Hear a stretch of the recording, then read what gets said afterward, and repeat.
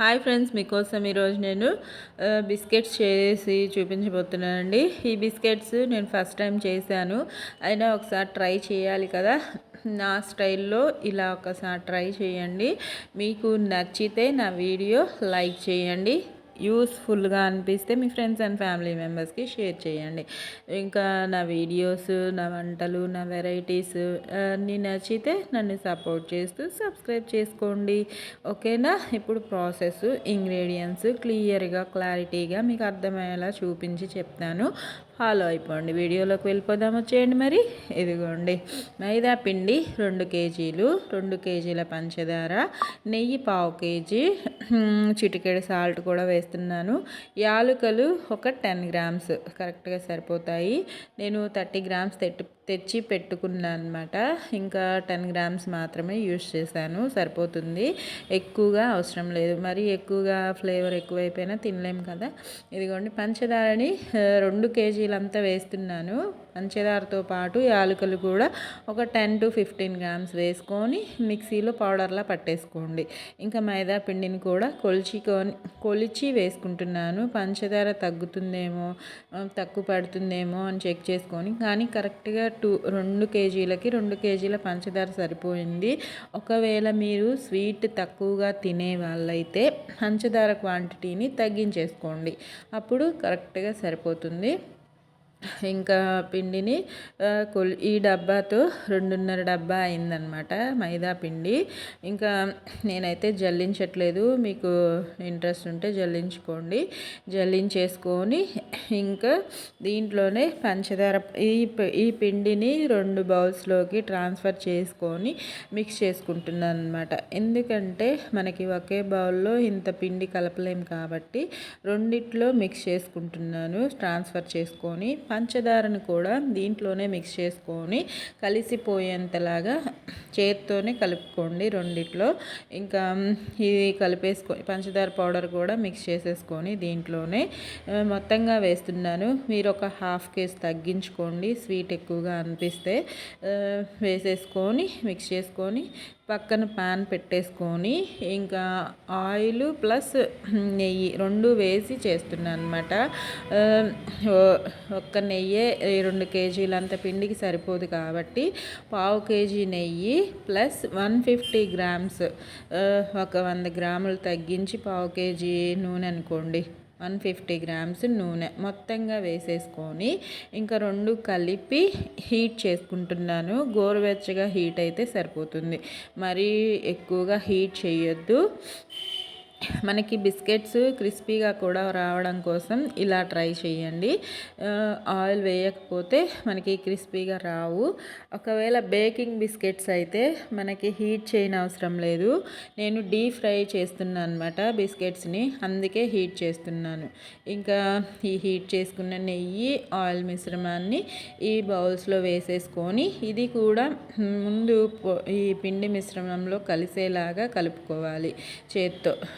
చేత్తో కలిపేసుకొని అది మొత్తం మిక్స్ అయిన తర్వాత మన పిండి కలిపిన తర్వాత ఎలా ఉండాలో చూపిస్తాను మీకు. జాగ్రత్తగా కలుపుకోండి, ఇప్పుడే హీట్ చేసాం కాబట్టి అన్ని వైపులా ఈవెన్గా కలిసేలాగా. ఇదిగోండి, పిండి కలిపిన తర్వాత ఇలా ఉండాలి. ఈ టెక్స్చర్ వస్తే మనకి పర్ఫెక్ట్గా వచ్చినట్టే పిండి మిశ్రమం అయితే. ఇలా ఉన్న పిండిని పక్కకు పెట్టేసుకొని దీన్ని వాటర్ వేసి కొద్దిగా వేసుకొని మన చపాతీ ముద్దలాగా రెడీ చేసుకోవాలి. వాటర్ ఎక్కువగా వేసుకోకండి, లూజ్ అయిపోతుంది. వాటర్ కొద్దిగా వేసుకుంటూ చక్కగా మన చపాతీ ముద్దలాగా రెడీ చేసి పెట్టుకోవాలి. ఎక్కువ పిండి కాబట్టి మన చేతులు చాలా ఇబ్బందిగా అనిపిస్తుంది, కానీ మనకి అవసరం కాబట్టి చేసుకోవాలి. ఇదిగోండి, చక్కగా మిక్స్ చేసేసుకొని ఇది చపాతీ ముద్దలాగా రెడీ చేసేసుకుంటున్నాను. ఇలా రెడీ అయిన పిండిని ఒక 1 అవర్ పాటు రెస్ట్ ఇవ్వండి, సరిపోతుంది. రెస్ట్ ఇచ్చిన పిండిని ఇలా రోల్ చేసేసుకొని మన చిన్న బాల్స్ చేసుకోవాలి. మన బిస్కెట్స్ కట్ చేసుకోవడం కోసము ఇలా రెడీ చేసుకొని బాల్స్లా చుట్టేసుకొని దాన్ని ఇప్పుడు మన చపాతీలాగా రోల్ చేసేసుకుందాము. పిండి చల్లుకొని చక్కగా రోల్ చేసేసుకొని మనకి బిస్కెట్స్ లాగా ఒక గ్లాస్ తీసుకొని అంచులు లేకుండా ఉండే గ్లాస్ తీసుకొని దాంతో రౌండ్ షేప్లో కట్ చేసుకుంటున్నాను నేనైతే. మీకు ఏ షేప్ కావాలంటే ఆ షేప్లో కట్ చేసుకోండి. కాస్త మందంగా ఉండేలాగా కట్ చేసుకోండి, అప్పుడు బాగా వస్తాయి. మరి పలుచగా అయితే అంతగా అనిపించదు, మందంగానే ఉండాలి ఈ బిస్కెట్స్ అయితే. నేను చూపిస్తాను ఆ టెక్స్చర్ కూడా క్లియర్గా. ఇదిగోండి, ఇలాంటి గ్లాసెస్ అయితే అంచులు లేకుండా ఉండే గ్లాసెస్ అయితే మనకి బాగా వస్తాయి అన్నమాట. షేప్ అవుట్ అవ్వకుండా ఇలా కట్ చేసేసుకొని ఇంకా ఎక్సెస్ పిండిని మళ్ళీ అలా రోల్ చేసేసుకొని బిస్కెట్స్లా రెడీ చేసుకుని ఈ మందం ఉంటే సరిపోతుంది. అదిగోండి నేను చూపిస్తాను, ఆ మందం ఉంటే సరిపోతుంది, ఎక్కువగా అవసరం లేదు, మరీ పల్చగా అవసరం లేదు. ఆయిల్ కాగిందా లేదో ఒకటి వేస్ట్ చూశాను, కాగిపోయింది. ఆయిల్ హీట్కి పెట్టాం కదా, ఇంకా ఆయిల్ హీట్ అయిపోయింది. మీడియంలోకి మార్చుకోండి హీట్ అయిన తర్వాత మాత్రము. ఇంకా మనం రెడీ చేసి పెట్టుకున్న బిస్కెట్స్ని ఒక్కొక్కటిగా వేసుకొని మీడియం ఫ్లేమ్లోనే గోల్డెన్ బ్రౌన్ కలర్ వచ్చేంతసేపు ఫ్రై చేసుకోండి. గోల్డెన్ బ్రౌన్ కలర్ వచ్చేంతసేపు ఫ్రై చేసి ఆయిల్ కాస్త పీల్చినట్టు అవుతుంది, ఏమీ ఇబ్బంది పడకండి. అది తర్వాత ఎక్సెస్ ఆయిల్ని అదే రిలీజ్ చేసేస్తుంది బయటికి, ఇబ్బంది ఏం లేదు. ఈ డీప్ ఫ్రై కోసము 2.5 kg ఆయిల్ పట్టింది నాకు కరెక్ట్గా. ఇంకా ఆయిల్ని వత్తొద్దు, ఏం చెయ్యొద్దు, ఎక్సెస్ ఆయిల్ అదే రిలీజ్ చేస్తుంది. ఇంకా టర్న్ చేసుకొని రెండు వైపులా గోల్డెన్ బ్రౌన్ కలర్ వచ్చేంతసేపు ఫ్రై చేసేసుకొని పక్కకు పెట్టేసుకుంటే మన టేస్టీ బిస్కెట్స్ అయితే సూపర్గా రెడీ అయిపోయినట్టే. మీకు ఈ వీడియో నచ్చిందా? ఈ బిస్కెట్స్ నచ్చితే లైక్ చేయండి, షేర్ చేయండి, కామెంట్స్ మాత్రం కంపల్సరీ పెట్టండి, నెగిటివ్ కామెంట్స్ మాత్రం పెట్టకండి. మీకు చేసిన తర్వాత ఎలా వచ్చిందో నాకు ఆ విషయం కూడా కామెంట్స్లో పెట్టండి.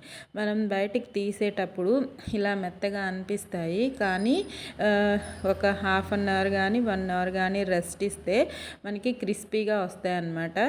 ఏం కంగారు పడకండి, ఇలా మెత్తగా ఉన్నాయని చెప్పి రెస్ట్ ఇవ్వాలి. వాటికి రెస్ట్ ఇచ్చిన తర్వాత అవి క్రిస్పీగా రెడీ అవుతాయి అన్నమాట. ఓకేనా? లాస్ట్ టెక్స్చర్ చూపించాను కదా మీకు ఫస్టే. నచ్చిందా? ఒక్కసారి ట్రై చేయండి. తినాలనుందా నా బిస్కెట్స్? ట్రై చేసి ఆరోగ్యంగా తినండి, సంతోషంగా ఉండండి. ఓకేనా friends? Bye friends, take care. Thank you for watching friends. ఇంకా మరిన్ని వంటలు వీడియోస్ మీకోసం ట్రై చేస్తూ ఉంటాను.